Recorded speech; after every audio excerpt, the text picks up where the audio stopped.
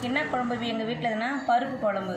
ஆனால் பருப்பாக இது எங்கள் வீட்டில் எல்லாரும் வீட்டிலும் இப்படி தான் செய்வோம். இந்த மாதிரி தான் பருப்பு, வெங்காயம், தக்காளி, பூண்டு, பச்சை மிளகா, புளி, இது எவ்வளோ தேவையோ அவ்வளோ போட்டுடலாம். ஒரு டம்ளர் பருப்புக்கு இந்த வெங்காயம் ஒரு 3 வெங்காயம் போடலாம்.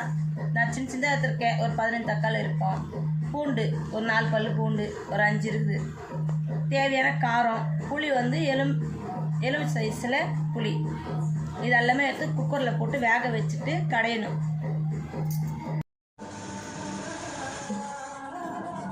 அறியாமல் தான் அறிய முடியும். கத்திலெல்லாம் அறிய தெரியாது எனக்கு. வெங்காயம் வந்து எவ்வளோ பெருசானா போட்டுக்கலாம். ஏன்னா இது எல்லாத்தையும் ஒன்றா போட்டு வேக வைக்கிறதுனால பெருசாக கூட போட்டுக்கலாம்.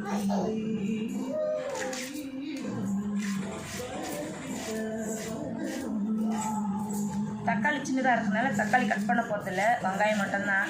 தக்காளி பெருசாக இருந்தால் ஒரு 4 போட்டுன்னு கட் பண்ணிக்கலாம். இது எல்லாமே சேர்த்து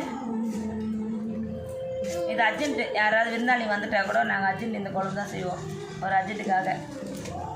இது எல்லாமே ஒன்றா இது ஒரு இதில் போட்டு குக்கரில் போட்டு வேக வச்சிடலாம். வேக வச்சுட்டு உங்களால் காட்டுறேன். அப்போ கடைஞ்சி தாளிக்கணும், அதுவும் காட்டுறேன். போட்டோமா, போட்டு தண்ணி தேவையானது போட்டு மஞ்சள்தூள்,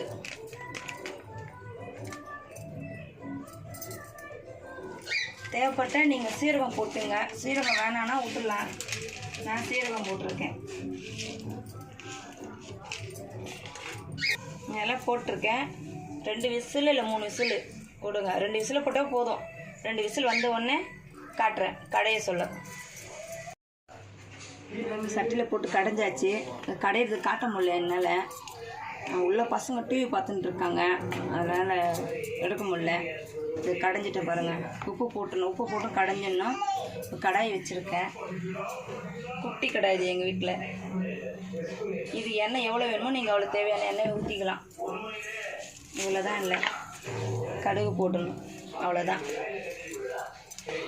தேவைப்பட்டால் இது கொஞ்சம் தண்ணி ஊற்றிங்க உங்களுக்கு வேணும்னா. இல்லைன்னா வேணும்னா அப்படியே தாளித்து அப்படியே விட்டுடலாம். நான் இதில் கொஞ்சம் தண்ணி மட்டும் ஊற்றிடுவேன், அவ்வளோதான்.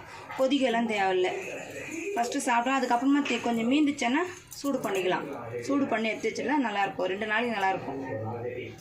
வாங்க சாப்பிட்லாம்.